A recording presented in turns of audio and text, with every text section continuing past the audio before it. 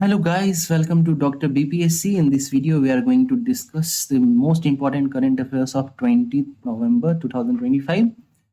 And इस video में हम लोग जो न्यूज़पेपर्स में जो भी इम्पोर्टेंट करंट अफेयर्स है उसको देखेंगे। आइए शुरू करते हैं हमारा वीडियो। सबसे पहले हम लोग एक कोटेशन से शुरू करते हैं। ये कोटेशन देने का एक मुख्य कारण यह भी रहता है कि आप इन कोटेशंस को अपने ऐसे पेपर में यूज कर सकें।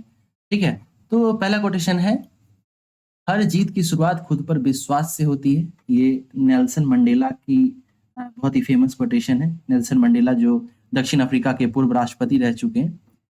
ठीक है, तो ये याद रखिएगा कि हर जीत की शुरुआत खुद पर विश्वास से होती है। ओके, कमेंट बॉक्स में आप लोग बताएंगे कि नेल्सन मंडेला जो है उनके द्वारा लिखी गई पुस्तक जो कि काफी प्रसिद्ध है उसका क्या नाम है। ओके, चलिए नेक्स्ट कोटेशन है कि अगर आपके कार्य दूसरों को ज्यादा सपने देखने के लिए, ज्यादा सीखने के लिए और ज्यादा करने के लिए, ज्यादा बनने के लिए प्रेरित करते हैं तो आप एक नेता हैं। ठीक है, यानी आप किसी को मोटिवेट करते हैं कुछ बेटर करने के लिए, कुछ बढ़िया करने के लिए, तो आप एक नेता हैं। उसके बाद एक और कह सकते हैं कि प्रेरणादायी कहानी या एडिटोरियल छपा हुआ था। इसमें कन्फ्यूशियस के बारे में दिया गया है। कन्फ्यूशियस चीन के दार्शनिक थे जिनका जन्म 551 ईसा पूर्व हुआ था। तो उनसे ही जुड़ी हुई एक कहानी है। आप इन सब चीज़ों को अपने ऐसे पेपर में यूज कर सकते हैं। ठीक है, मैं लास्ट के कुछ लाइन पढ़ के बता देता हूँ। कन्फ्यूशियस से किसी ने पूछा कि सबसे महान कौन है इस दुनिया में, तो इसी का जवाब देते हुए कहते हैं कि वो व्यक्ति जो दूसरों की भलाई के लिए अपनी सुख सुविधाओं का त्याग कर देता है। ठीक है, इसका शरीर भी बूढ़ा हो चुका है लेकिन अभी भी ये दूसरे की सेवा का काम कर रहा है, इसलिए इसका स्थान सबसे ऊंचा है। उनका कहना है, उनका मानना है कि जो व्यक्ति दूसरों की खुशी के लिए, दूसरों की भलाई के लिए काम करता हो, उसका स्थान दुनिया में सबसे ऊंचा होता है। इनफैक्ट कन्फ्यूशियस जो है वो खुद से भी ऊंचा उस व्यक्ति को मानते हैं। ठीक है, ये एक इम्पोर्टेंट एडिटोरियल जो है ये न्यूज़पेपर में छपा था। और आपको पता होगा कि वर्तमान में ब्राजील के बेलम में जो है COP30 का आयोजन हो रहा है। ठीक है, और उसी से संबंधित न्यूज़ है। तो ये एडिटोरियल जो है वो बता रही है या बता रहा है कि किस तरीके से विकसित देश जो है वो जलवायु संकट को बढ़ा रहे हैं। ठीक है, और इसमें जो है टेरिफ वॉर के बारे में बताया जा रहा है कि किस तरीके से वर्ल्ड में जो टेरिफ वॉर चल रहा है या व्यापार युद्ध चल रहा है, तो वो भी कहीं ना कहीं जलवायु संकट को किसी ना किसी तरीके से बढ़ा रहा है। देखिए असल में होता क्या है कि कोई दो देश अगर आपस में व्यापार युद्ध में संलिप्त है तो वो एक दूसरे से आगे निकलने की होड़ में जो है कार्य करेगा। ठीक है, और इससे क्या होगा कि वो पर्यावरणीय मुद्दे और इसके जो दुष्परिणाम आ रहे हैं सामने उसको कहीं ना कहीं अंडर एस्टिमेट करेगा और अपना मुख्य रूप से सिर्फ विकासात्मक मुद्दों पर ही काम करेगा। वही बता रहा है कि विकसित देश जो है वो जलवायु संकट को और बढ़ा रहे हैं। ठीक है, तो ये डिटेल में पढ़ने से आपको आइडिया मिलेगा। इसका पीडीएफ जो है आपको हमारे टेलीग्राम चैनल पर मिल जाएगा, लिंक हमारे डिस्क्रिप्शन में है। ये एडिटोरियल भी काफी इंपॉर्टेंट है। इसमें बताया गया है कि सौर ऊर्जा को लेकर एक नई पहल की जा रही है जिसमें जो नेशनल हाईवेज होते हैं उसके किनारे पर जो है सौर ऊर्जा का जो पैनल है उसको स्थापित करना है। ठीक है, तो उसी से जुड़ा हुआ जो है पायलट प्रोजेक्ट वो नई दिल्ली सहारनपुर राष्ट्रीय राजमार्ग पर शुरू किया जा रहा है। उसी से संबंधित ये एडिटोरियल छपा है। इसमें उसके सकारात्मक और नकारात्मक पहलुओं पर चर्चा की गई है कि इससे क्या लाभ और क्या हानि हो सकती है। ठीक है, तो यहाँ पे कुछ आंकड़े दिए गए हैं, उसके बारे में मैं आपको बता देता हूँ। यहाँ आंकड़ा दिया गया है कि भारत में राष्ट्रीय राजमार्ग के कुल नेटवर्क लगभग 1.46 लाख किलोमीटर है। ठीक है, याद रखिएगा 1.46 लाख किलोमीटर। उसके बाद यहाँ पे अगर कुछ लाभ की बात करें तो यहाँ पर कुछ लाभ दिए गए हैं। जैसे पहला है कि चूंकि ऊर्जा संयंत्र राष्ट्रीय राजमार्गों पर लगाए जाएंगे तो जाहिर सी बात है कि किसी भी तरह के भूमि अधिग्रहण को कोई आवश्यकता नहीं पड़ेगा। वहीं ऊर्जा सुरक्षा को सुनिश्चित एवं सशक्त किया जा सकेगा। ईंधन से आयात से बाहर निकलकर धीरे धीरे आत्मनिर्भरता की ओर हम बढ़ेंगे। इस तरीके से जो है 4-5 पॉजिटिव्स दिए गए हैं और यहीं पर कुछ इसमें आने वाली चुनौतियां भी दी गई हैं। तो आप इसे पॉज करके देख सकते हैं, पढ़ सकते हैं। इसके अलावा अगर आपको इसका पीडीएफ चाहिए तो आप हमारे टेलीग्राम चैनल पर जा सकते हैं। इसी से जुड़ा हुआ एक प्रश्न जो है आप इसको लिख के और आप हमारे टेलीग्राम ग्रुप पे भी सेंड कर सकते हैं। क्वेश्चन है, राष्ट्रीय राजमार्गों पर सोलर पैनल लगाने से है ना? तो क्या उसकी आवश्यकता है, उससे क्या लाभ होगा और इसमें आने वाली क्या चुनौतियाँ हैं? एकदम सिंपल जो है क्रिप्स मोड में आपको ये क्वेश्चन दिया गया है, आप इसको लिखें, बताएँ, ठीक है? और इस आर्टिकल से जो है इस प्रश्न का उत्तर आसानी से निकाला जा सकता है। चलते हैं नेक्स्ट एडिटोरियल्स पे। द हिंदू से लिया गया है ये एडिटोरियल। इसमें बात की जा रही है unpacking the global happiness rank. तो अभी हाल ही में ग्लोबल हैप्पीनेस इंडेक्स आया है, ठीक है? जिसमें भारत का स्थान 118वां है।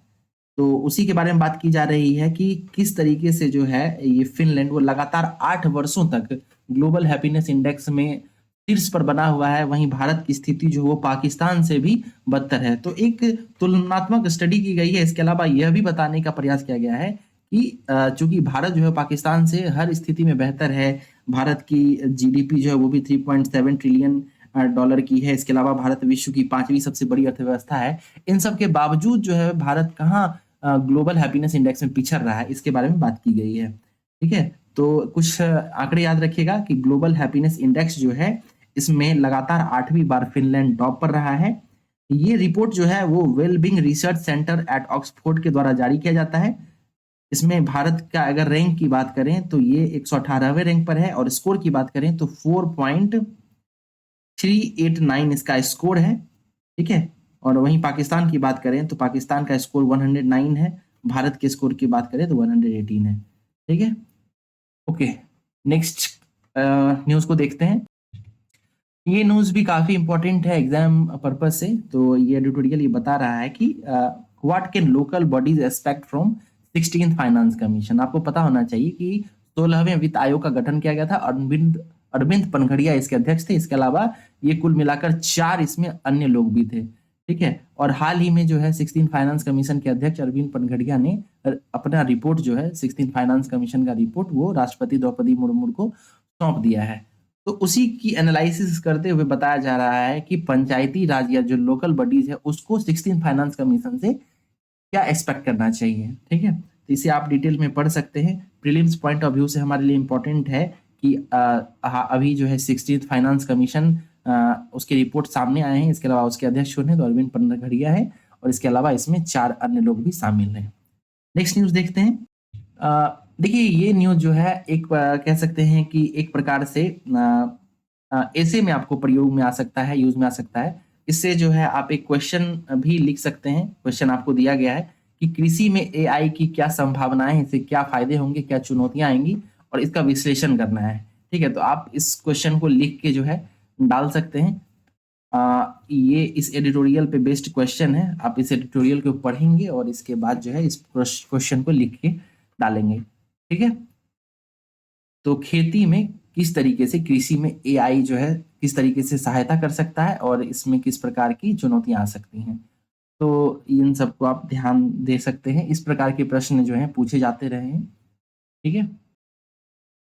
उसके बाद यहाँ पे कुछ करंट अफेयर्स के न्यूज़ हैं। जैसे पहला है, भारतीय सिनेमा के मशहूर आर्ट डायरेक्टर थोटा तरनी को फ्रांस का सेवियल डी आई ऑर्डर डी आर्ट एट डेस लेटर अवार्ड से सम्मानित किया गया है। इसके अलावा हॉलीवुड अभिनेता हैं टॉम क्रूज, उनको गवर्नर्स अवार्ड की मानद एकेडमी अवार्ड से सम्मानित किया गया है। इसके अलावा गुजरात के अंबाजी मार्बल को जीआई टैग मिला है। ये भी याद रखिएगा, गुजरात के अंबाजी मार्बल टाइल को जीआई टैग मिला है। इसके अलावा अभिनेत्री कीर्ति सुरेश, ये काफी इंपॉर्टेंट है, वेरी वेरी इंपॉर्टेंट कह सकते हैं कि अभिनेत्री कीर्ति सुरेश जो है उनको यूनिसेफ इंडिया का सेलिब्रिटी एडवोकेट नियुक्त किया गया है, ठीक है?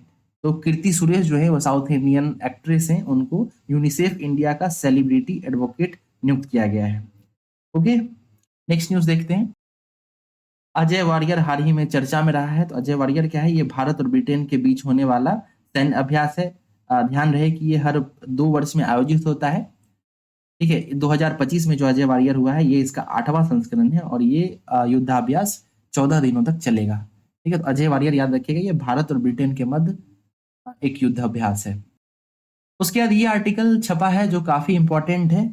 आर्टिकल जो है ये बता रहा है कि हाल ही में जो यूएस सस्टेनेबिलिटी रैंकिंग आई है, जो कि यूनिवर्सिटीज को रैंकिंग प्रदान करता है, ठीक है? उसके बारे में बताया जा रहा है कि भारत का कोई भी संस्थान जो है वो टॉप 200 में शामिल नहीं हो पाया है, ठीक है?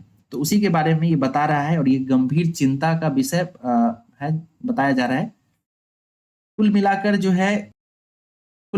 है यूएस सस्टेनेबिलिटी रैंकिंग 2026 में कोई भी भारतीय संस्थान शीर्ष 200 में जगह नहीं बना पाया है। देश के शीर्ष संस्थान प्रौद्योगिकी आईआईटी दिल्ली पिछले साल 117वें स्थान पर था, जो कि फिसल कर 205वें स्थान पर आ गया है। रैंकिंग में भारत के 103 संस्थानों को शामिल तो किया गया है, लेकिन कोई भी संस्थान टॉप 200 में भी शामिल नहीं है, ये बात कही जा रही है। इसके अलावा स्वीडन का जो लुंड यूनिवर्सिटी है वो इस साल जो है वो शीर्ष स्थान पर रहा है, तो याद रखिएगा स्वीडन का लुंड यूनिवर्सिटी इस बार टॉप पे रहा है। ओके, नेक्स्ट न्यूज देखते हैं।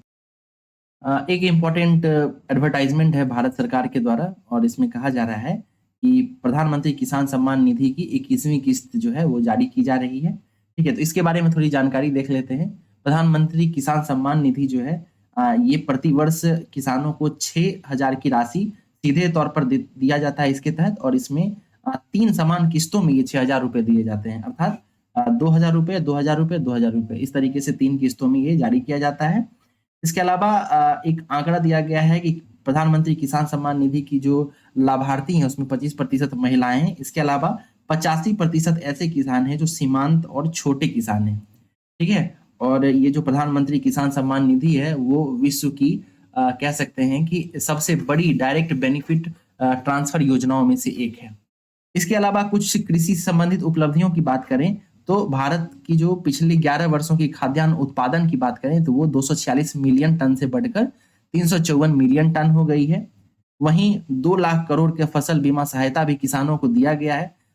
ठीक है, इसके अलावा कुछ नए निवेश की बात करें या नई योजनाओं की बात करें तो प्रधानमंत्री धन धान्य कृषि योजना चर्चा में है। इसके अलावा दलहन के लिए आत्मनिर्भरता मिशन भी चलाया जा रहा है।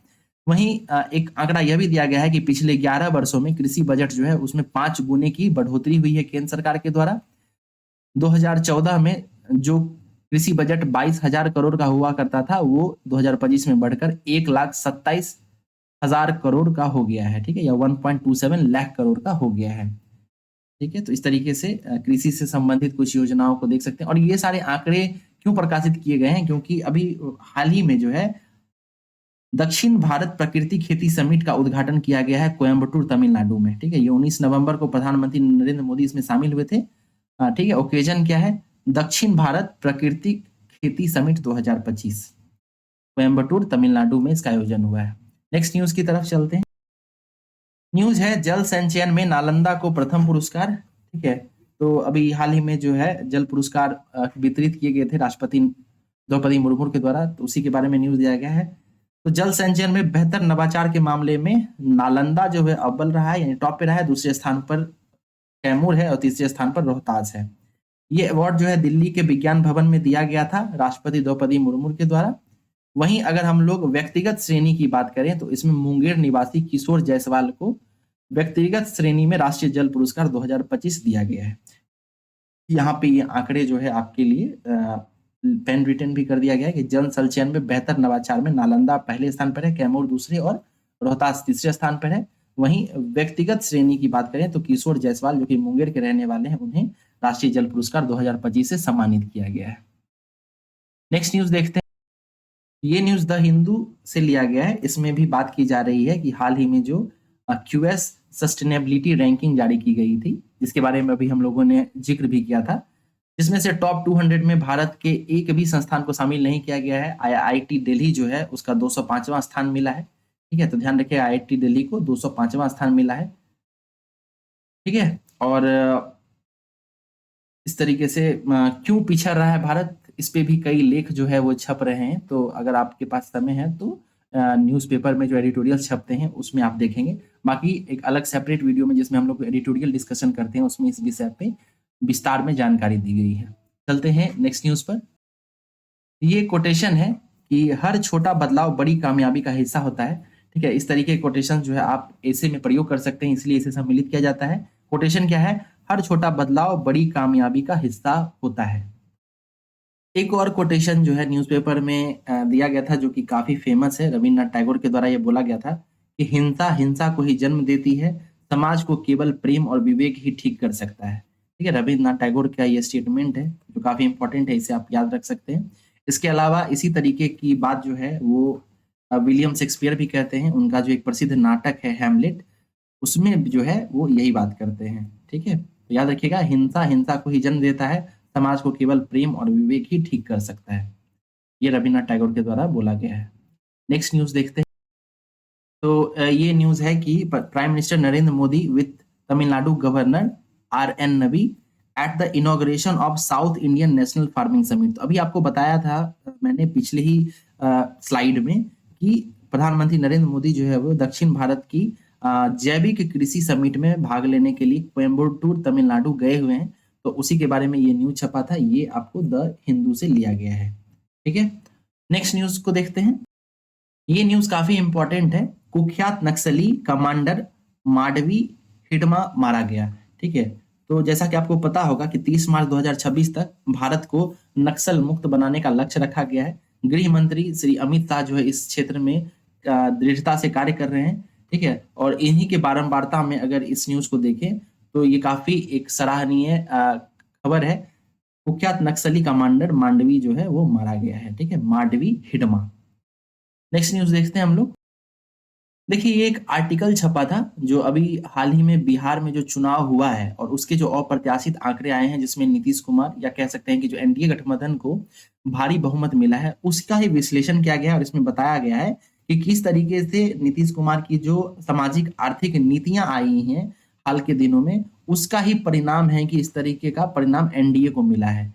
ठीक है, और इसमें जो है जीविका दीदियों का क्या अहम योगदान है उस पर भी चर्चा की गई है। मैं आपको ब्रीफ में कुछ पीटी रिलेटेड फैक्ट्स बता देता हूं। जैसे इसमें कहा जा रहा है कि बिहार में जीविका मिशन की शुरुआत 2006 में नीतीश कुमार के नेतृत्व वाली सरकार के द्वारा की गई थी। इसके अलावा लेखक जो हैं अमित भूषण, उनके द्वारा इसमें पूर्व उप मुख्यमंत्री सुशील कुमार मोदी की भी भूमिका के बारे में जिक्र कर रहे हैं।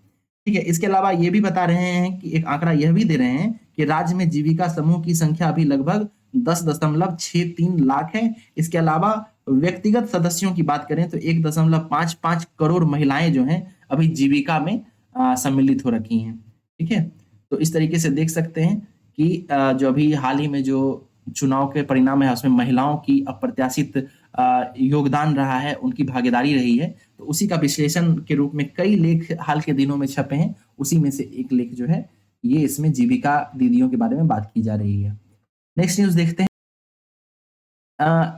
प्रसिद्ध सामाजिक विचारक और लेखक सचिदा बाबू नहीं रहे। तो ध्यान रखिएगा कि सच्चिदानंद सिन्हा करके एक व्यक्ति थे, उनका हाल ही में निधन हो गया। ये मुजफ्फरपुर के रहने वाले थे और इनके बारे एक खासियत ये है कि ये एक समाजवादी विचारक थे, समाजवादी धारा से जुड़े हुए थे और राम मनोहर लोहिया ने उनके लेख से प्रभावित होकर उन्हें अपनी पत्रिका मैनकाइंड का संपादक बनाया था। तो ये राम मनोहर लोहिया के द्वारा प्रकाशित जो मैनकाइंड नामक पत्रिका प्रकाशित होती थी, उसके संपादक भी रह चुके थे। ठीक है, तो याद रखिएगा कि सामाजिक विचारक थे सच्चिदानंद सिन्हा, उनका निधन हो गया है। नेक्स्ट न्यूज़ देख न्यूज़ है देश का पहला पावर म्यूजियम पटना में बनेगा। ठीक है, तो देश का पहला पावर म्यूजियम जो है वो पटना में बनेगा। पटना में भी कहाँ पे, तो करबिघा में जो एक निष्क्रिय ताप घर है उसी में जो है इसको बनाया जा रहा है। ठीक है, करबिघा में जो एक ताप ऊर्जा शक्ति घर है जो अभी निष्क्रिय है, वो बिहार का पहला बिजली घर था जिसकी स्थापना 1936 में हुई थी। ठीक है, तो उसी में जो है बिहार देश का पहला पावर म्यूजियम बनाने की बात की जा रही है। पावर म्यूजियम का तात्पर्य ये है कि ऊर्जा के क्षेत्र में जितना भी कह सकते हैं कि शुरुआत से लेकर वर्तमान तक जो कुछ भी हासिल हुआ है, ठीक है, उन सभी को इसमें जो है प्रदर्शनी के रूप में लगाया जाएगा। इसमें इलेक्ट्रिक मोटर से लेकर भाप इंजन, स्टीम इंजन सभी को जो है इसमें सम्मिलित किया जाएगा। पवन ऊर्जा, हाइड्रो इलेक्ट्रिसिटी, इस तरीके से बिजली बनती है, इन सब का जो है समग्र रूप से इसमें दिखाया जाएगा। तो प्रीलिम्स पॉइंट ऑफ व्यू से हमारे लिए इंपॉर्टेंट क्या है कि देश का पहला पावर म्यूजियम कहाँ बनने वाला है, तो ध्यान रखिएगा पटना में बनेगा। पटना में भी कहाँ पे, तो करबिघा में बनेगा। ठीक है, अगला न्यूज है, ये बिहार से संबंधित है कि अखिल भारतीय राष्ट्रीय संगोष्ठी 11 से 13 दिसंबर तक होगी और ये दरभंगा संस्कृत विश्वविद्यालय में होने वाला है। ठीक है, तो ध्यान रखिएगा कि दरभंगा संस्कृत विश्वविद्यालय को कामेश्वर सिंह संस्कृत विश्वविद्यालय भी कहते हैं और इसी में अखिल भारतीय राष्ट्रीय संगोष्ठी का आयोजन होने वाला है। नेक्स्ट न्यूज देखते हैं। चंद्रयान 4 से संबंधित ये न्यूज है। चंद्रयान 4 से जुड़े हुए कुछ फैक्ट्स देख लेते हैं। चंद्रयान 4 मिशन जो है 2028 में लॉन्च किया जाएगा। इसके अलावा ये जापान की सहायता से भेजा जाने वाला है और इसमें जो है कुछ लक्ष्य स्थापित किए गए हैं। जैसे इसका मुख्य लक्ष्य क्या है, तो मुख्य लक्ष्य है चांद की दक्षिणी ध्रुव से मिट्टी और पत्थर लाना। इसके अलावा चंद्र सतह से सैंपल की पृथ्वी पर गहरी जांच करनी और भविष्य में मानव मिशन के लिए आवश्यक वैज्ञानिक डेटा जुटाना। ये सब चंद्रयान 4 के मुख्य लक्ष्य हैं। इसके अलावा इससे पहले ही चंद्रयान 4 के लिए जो बहुत सारे प्रयास किए जा चुके हैं, ठीक है। 2028 में जो है इसके प्रक्षेपित होने की संभावना भी है। वहीं अन्य लक्ष्य की बात करें तो 2035 तक जो है भारत वो अपना भारतीय अंतरिक्ष स्टेशन भी स्थापित करने के क्षेत्र में प्रयास कर रहा है, काम कर रहा है, ठीक है। नेक्स्ट न्यूज देखते हैं।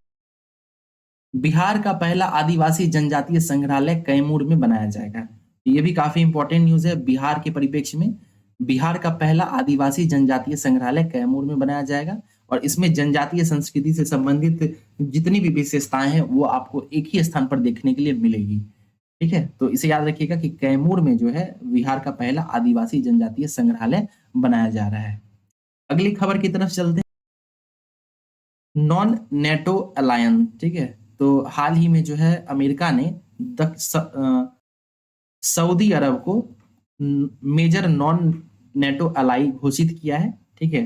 तो नॉन नेटो अलाई क्या होता है, तो अमेरिका ये पदवी उन देशों को देता है जिन्हें वह अपना करीबी और भरोसेमंद पार्टनर के रूप में देखता है, ठीक है।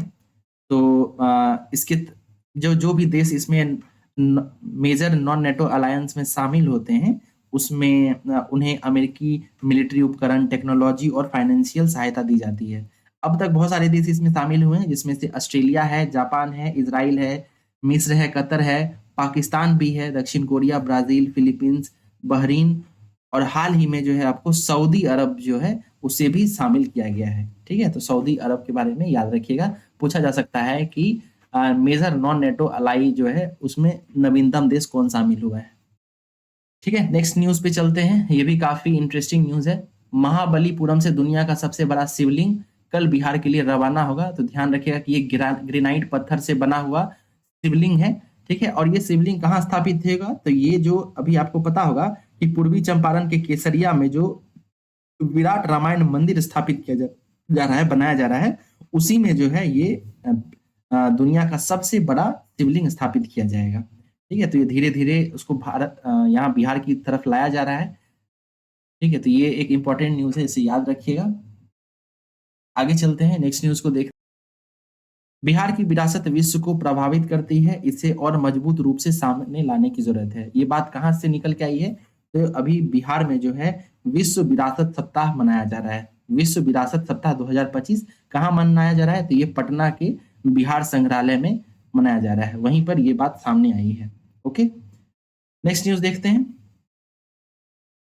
ये एक प्रेरणादायक कहानी है। इसमें इसका उन्वान है, इसका शीर्षक है समस्या तो आती जाती रहेगी, हमें रुकना नहीं चाहिए। तो जीवन में भी समस्याएं आती जाती रहती हैं, हमें सकारात्मक रहना चाहिए, निराश होकर रुकना नहीं चाहिए, लगातार आगे बढ़ते रहना चाहिए। ये एक कहानी के रूप में जो है समझाया गया है, ठीक है। और मैंने आपको इसका निष्कर्ष बता दिया है। इस तरीके की कहानी जो है आप किसी भी निबंध में इसका उपयोग कर सकते हैं।